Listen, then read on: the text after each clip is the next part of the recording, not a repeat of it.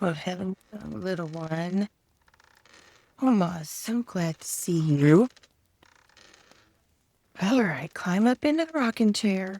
Get nice and cozy. You ready to listen to more fairy stories from Oma's book, The Blue Fairy Book by Andrew Lang? We've already read quite a few stories from this one. So which one will we read tonight? Can you get all cozy? Snuggle in. If you want to, you can close your eyes and just listen to the rocking chair. Listen to the fire. Didn't that sound nice? Okay. Tonight we're going to read The Story of Pretty Goldilocks. Once upon a time, there was a princess who was the prettiest creature in the world. And because she was so beautiful, and because her hair was like the finest gold, and waved and rippled nearly to the ground, she was called Pretty Goldilocks.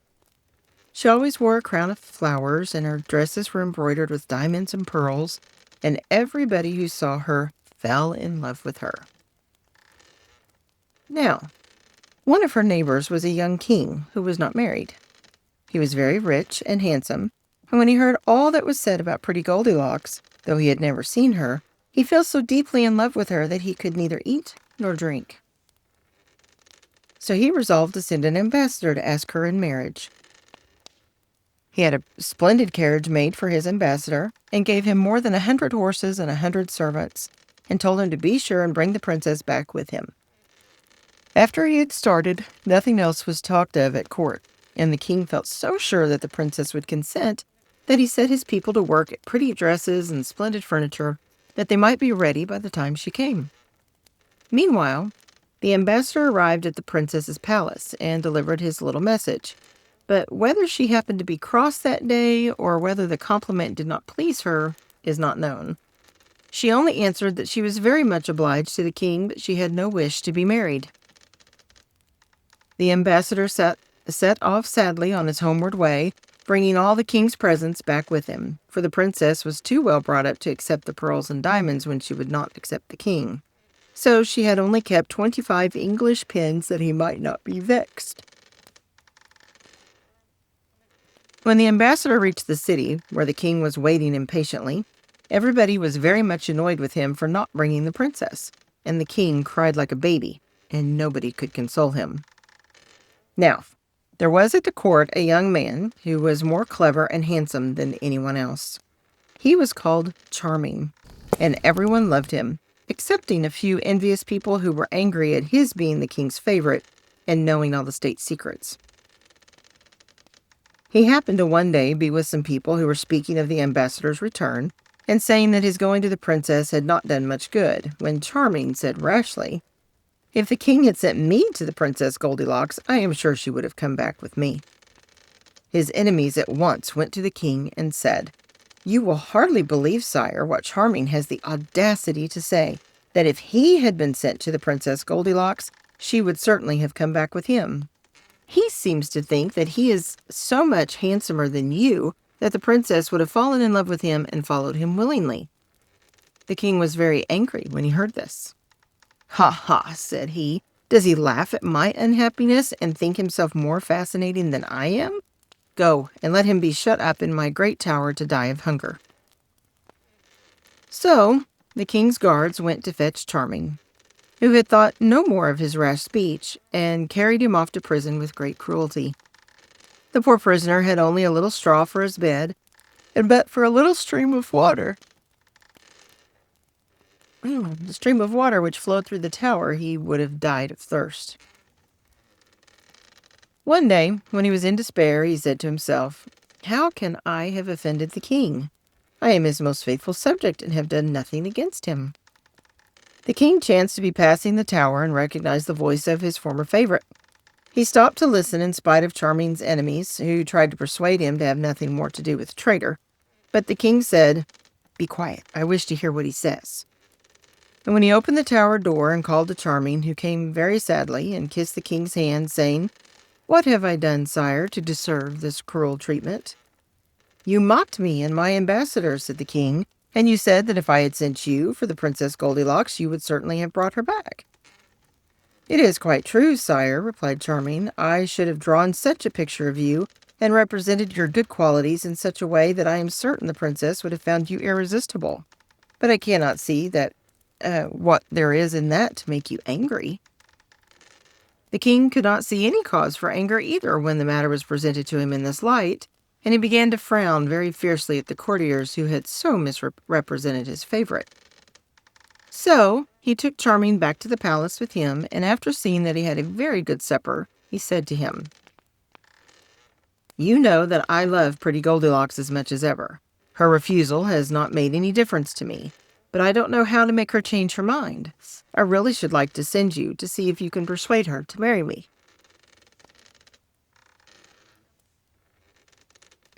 Charming replied that he was perfectly willing to go and would set out the very next day. "But you must wait till I can get a grand escort for you," said the king.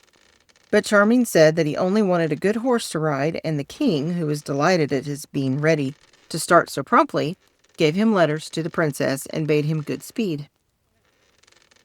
It was on a Monday morning that he set out, all alone, upon his errand, thinking of nothing but how he could persuade the Princess Goldilocks to marry the king.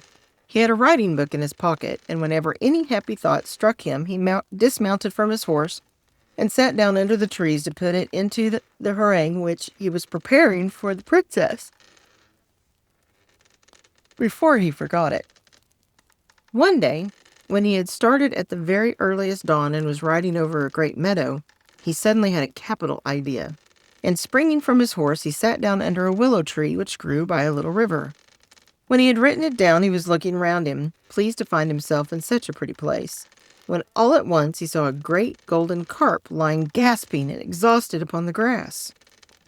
In leaping after little flies, she had thrown herself high upon the bank, where she had lain till she was nearly dead. Charming had pity upon her, and though he couldn't help thinking that she would have been very nice for dinner, he picked her up gently and put her back into the water. As soon as Dame Carp felt the refreshing coolness of the water, she sank down joyfully to the bottom of the river. Then, swimming up to the bank quite boldly, she said, "I thank you, Charming, for the kindness you have done me. You have saved my life. One day I will repay you." So saying, she sank down into the water again, leaving Charming greatly astonished at her politeness. That's what astonished him. Another day, as he journeyed on, he saw a raven in great distress. The poor bird was closely pursued by an eagle, which would soon have eaten it up, had not Charming quickly fitted an arrow to his bow and shot the eagle dead. The raven perched upon a tree very joyfully. "Charming," said he, "it was very generous of you to rescue a poor raven. I am not ungrateful. Some day I will repay you." Charming thought it was very nice of the raven to say so, and went on his way. Before the sun rose, he found himself in a thick wood where it was too dark for him to see his path, and here he heard an owl crying as if it were in despair. "Hark," said he, "that must be an owl in great trouble. I am sure it has gone into a snare." And he began to hunt about, and presently found a great net, which some bird-catchers had spread the night before. "What a pity it is that men do nothing but torment and persecute poor creatures, which never do them any harm," said he. And he took out his knife and cut the cords of the net, and the owl flitted away into the darkness.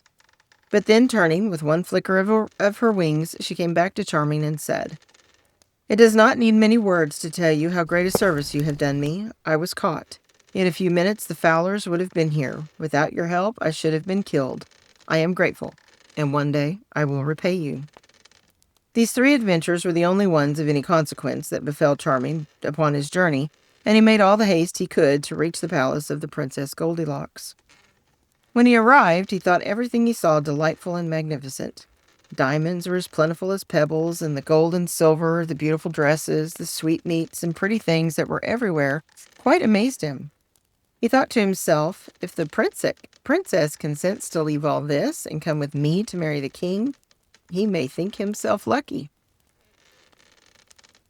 Then he dressed himself carefully in rich brocade with scarlet and white plumes, and threw a splendid embroidered scarf over his shoulder, and looking as gay and as graceful as possible, He presented himself at the door of the palace, carrying in his arm a tiny, pretty dog, which he had bought on the way. The guards saluted him respectfully, and a messenger was sent to the princess to announce the arrival of Charming as ambassador of her neighbor, the king. "Charming," said the princess. "The name promises well. I have no doubt that he is good-looking and fascinates everybody." "Indeed he does, madam," said all her maids of honor in one breath. "We saw him from the window of the garret where we were spinning flax, and we could do nothing but look at him as long as he was in sight." "Well, to be sure," said the princess, "that's how you amuse yourselves, is it? Looking at strangers out of the window? Be quick and give me my blue satin embroidered dress and comb out my golden hair. Let somebody make me fresh garlands of flowers, and give me my high-heeled shoes and my fan, and tell them to sweep my great hall and my throne, for I want everyone to say I am really pretty Goldilocks." You can imagine how all her maids scurried this way and that to make the princess ready, and how in their haste they knocked their heads together and hindered each other, till she thought they would never have done. However, at last they led her into the gallery of mirrors, that she might assure herself that nothing was lacking in her appearance. And then she mounted her throne of gold, ebony, and ivory, while her ladies took their guitars and began to sing softly. Then Charming was led in, and was so struck with astonishment and admiration that at first not a word could he say. But presently he took courage, and delivered his harangue, bravely ending by begging the princess to spare him the disappointment of going back without her. "Sir Charming," answered she, "all the reasons you have given me are very good ones, and I assure you that I should have more pleasure in obliging you than anyone else. But you must know that a month ago, as I was walking by the river with my ladies, I took off my glove, and as I did so, a ring that I was wearing slipped off my finger and rolled into the water.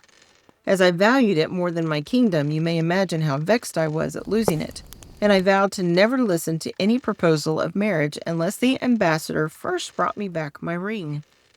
So now you know what is expected of you. For if you talked for 15 days and 15 nights, you could not make me change my mind." Charming was very much surprised by this answer, but he bowed low to the princess and begged her to accept the embroidered scarf and the tiny dog he had brought with him. But she answered that she did not want any presents, and that he was to remember what she had just told him. When he got back to his lodging, he went to bed without eating any supper, and his little dog, who was called Frisk, couldn't eat any either, but came and lay down close to him. All night Charming sighed and lamented. "How am I to find a ring that fell into the river a month ago?" said he. "It is useless to try. The princess must have told me to do it on purpose, knowing it was impossible." And then he sighed again. Frisk heard him and said, "My dear master, don't despair. The luck may change. You are too good not to be happy. Let us go down to the river as soon as it is light." But Charming only gave him 2 little pats and said nothing, and very soon he fell asleep. At the first glimmer of dawn, Frisk began to jump about, and when he had waked Charming, they went out together, first into the garden and then down to the river's brink, where they wandered up and down. Charming was thinking sadly of having to go back unsuccessful when he heard someone calling, "Charming! Charming!" He looked all about him and thought he must be dreaming, as he could not see anybody. Then he walked on, and the voice called again, "Charming! Charming!" "Who calls me?" said he. Frisk, who was very small and could look closely into the water, cried out, "I see a golden carp coming." And sure enough, there was the great carp, who said to Charming, "You saved my life in the meadow by the willow tree, and I promised that I would repay you. Take this. It is Princess Goldilocks' ring." Charming took the ring out of Dame Carp's mouth, thanking her 1,000 times, and he and Tiny Frisk went straight to the palace, where someone told the princess that he was asking to see her. "Ah, poor fellow," said she. "He must have come to say goodbye, finding it impossible to do as I asked." So in came Charming, who presented her with the ring and said, "Madam, I have done your bidding. Will it please you to marry my master?" When the princess saw her ring brought back to her unhurt, she was so astonished that she thought she must be dreaming. "Truly, Charming," said she, "you must be the favorite of some fairy, or you could never have found it." "Madam," answered he, "I was helped by nothing but my desire to obey your wishes." "Since you are so kind," said she, "perhaps you will do me another service, for till it is done I will never be married." There is a prince not far from here whose name is Galifron, who once wanted to marry me, but when I refused, he uttered the most terrible threats against me, and vowed that he would lay waste to my country. But what could I do? I could not marry a frightful giant as tall as a tower, who eats up people as a monkey eats chestnuts, and who talks so loud that anybody who has to listen to him becomes quite deaf. Nevertheless, he does not cease to persecute me and to kill my subjects. So before I can listen to your proposal, you must kill him and bring me his head." Charming was rather dismayed at this command, but he answered, "Very well, Princess, I will fight this Galifron. I believe that he will kill me, but at any rate I shall die in your defense." Then the princess was frightened and said everything she could think of to prevent Charming from fighting the giant. But it was of no use, and he went out to arm himself suitably, and then, taking little Frisk with him, he mounted his horse and set out for Galifron's country. Everyone he met told him what a terrible giant Galifron was, and that nobody dared go near him, and the more he heard, the more frightened he grew. Frisk tried to encourage him by saying, "While you are fighting the giant, dear master, I will go and bite his heels, and when he stoops down to look at me, you can kill him." Charming praised his little dog's plan, but knew that this help would not do much good. At last he drew near the giant's castle, and saw to his horror that every path that led to it was strewn with bones. Before long he saw Galifron coming. His head was higher than the tallest trees, and he sang in a terrible voice, "Bring out your little boys and girls, pray do not stay to do their curls, for I shall eat so very many, I shall not know if they have any." Thereupon Charming sang out as loud as he could to the same tune, "Come out and meet the valiant Charming, who finds you not at all alarming. Although he is not very tall, he's big enough to make you fall." The rhymes were not very correct, but you see he had made them up so quickly that it is a miracle that they were not worse, especially as he was horribly frightened all the time. When Galifron heard these words, he looked all about him, and saw Charming standing, sword in hand. This put the giant into a terrible rage, and he aimed a blow at Charming with his huge iron club, which would certainly have killed him if it had reached him. But at that instant, a raven perched upon the giant's head, and pecking with its strong beak and beating with its great wings, so confused and blinded him that all his blows fell harmlessly upon the air. And Charming, rushing in, gave him several strokes with his sharp sword so that he fell to the ground. Whereupon Charming cut off his head before he knew anything about it, and the raven, from a tree close by, croaked out, "You see, I have not forgotten the good turn you did me in killing the eagle. Today I think I have fulfilled my promise of repaying you." "Indeed, I owe you more gratitude than you ever owed me," replied Charming. And then he mounted his horse and rode off with Galifron's head. When he reached the city, the people ran after him in crowds, crying, "Behold the brave Charming who has killed the giant!" And their shouts reached the princess's ear, but she dared not ask what was happening for fear she should hear that Charming had been killed. But very soon he arrived at the palace with the giant's head, of which she was still terrified, though it could no longer do her any harm. "Princess," said Charming, "I have killed your enemy. I hope you will now consent to marry the king, my master." "Oh, dear, no," said the princess. "Not until you have brought me some water from the gloomy cavern. Not far from here there is a deep cave, the entrance to which is guarded by 2 dragons with fiery eyes, who will not allow anyone to pass them. When you get into the cavern, you will find an immense hole, which you must go down, and it is full of toads and snakes. At the bottom of this hole there is another little cave, in which rises the fountain of health and beauty. It is some of this water that I really must have. Everything it touches becomes wonderful. The beautiful things will always remain beautiful, and the ugly things become lovely. If one is young, one never grows old, and if one is old, one becomes young. You see, Charming, I could not leave my kingdom without taking some of it with me." "Princess," said he, "you at least can never need this water, but I am an unhappy ambassador whose death you desire. Where you send me I will go, though I know I shall never return." And as the Princess Goldilocks showed no sign of relenting, he started with his little dog for the gloomy cavern. Everyone he met on the way said, What a pity that a handsome young man should throw away his life so carelessly. He is going to the cavern alone, though if he had 100 men with him he could not succeed. Why does the princess ask impossibilities?" Charming said nothing, but he was very sad. When he was near the top of a hill, he dismounted to let his horse graze, while Frisk amused himself by chasing flies. Charming knew he could not be far from the gloomy cavern, and on looking about him, he saw a black, hideous rock from which came a thick smoke, followed in a moment by one of the dragons with fire blazing from his mouth and eyes. His body was yellow and green, and his claws scarlet, and his tail was so long that it lay in 100 coils. Frisk was so terrified at the sight of it that he did not know where to hide. Charming, quite determined to get the water or die, now drew his sword and, taking the crystal flask which Pretty Goldilocks had given him to fill, said to Frisk, "I feel sure that I shall never come back from this expedition. When I am dead, go to the princess and tell her that her errand has cost me my life. Then find the king, my master, and relate all my adventures to him." As he spoke, he heard a voice calling, "Charming, Charming." "Who calls me?" said he.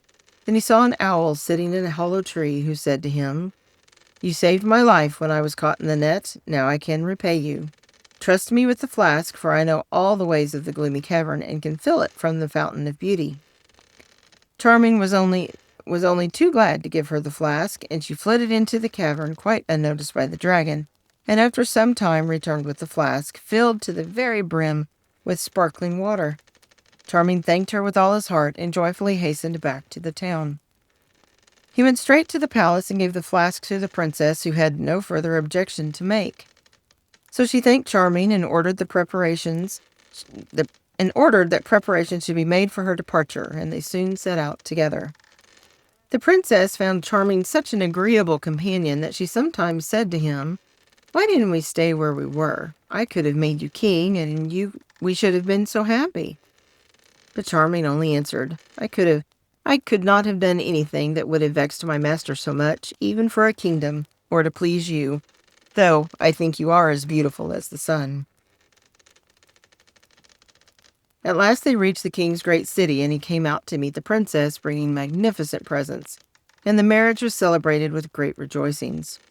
But Goldilocks was so fond of Charming that she could not be happy unless he was near her, and she was always singing his praises. "If it hadn't been for Charming," she said to the king, "I should never have come here. You ought to be very much obliged to him, for he did the most impossible things, and got me water from the fountain of beauty, so I can never grow old and shall get prettier every year." Then Charming's enemies said to the king, "It is a wonder that you are not jealous.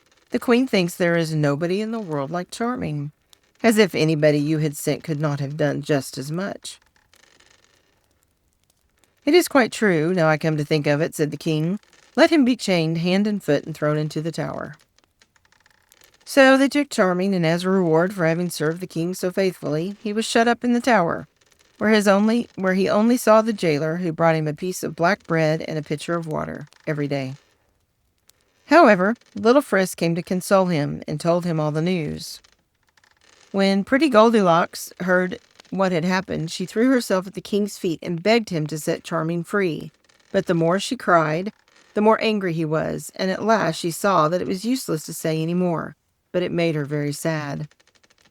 Then the king took it into his head that perhaps he was not handsome enough to please the Princess Goldilocks, and he thought he would bathe his face with the water from the Fountain of Beauty, which was in the flask on a shelf in the princess's room, where she had placed it that she might see it often. Now it happened that one of the princess's ladies, in chasing a spider, had knocked the flask off the shelf and broken it, and every drop of the water had been spilt. Not knowing what to do, she had hastily swept away the pieces of crystal, and then remembered that in the king's room she had seen a flask of exactly the same shape, also filled with sparkling water. So, without a word, she fetched it and stood it upon the queen's shelf. Now, the water in this flask was what was used in the kingdom for getting rid of troublesome people. Instead of having their heads cut off in the usual way, their faces were bathed with water, and they instantly fell asleep and never woke up any more. So, when the king, thinking to improve his beauty, took the flask and sprinkled the water upon his face. He fell asleep, and nobody could wake him. Little Frisk was the first to hear the news, and he ran to tell Charming, who sent him to beg the princess not to forget the poor prisoner. All the palace was in confusion on account of the king's death, but Tiny Frisk made his way through the crowd to the princess's side and said, "Madam, do not forget poor Charming." Then she remembered all he had done for her, and without saying a word to anyone, went straight to the tower and with her own hands took off Charming's chains.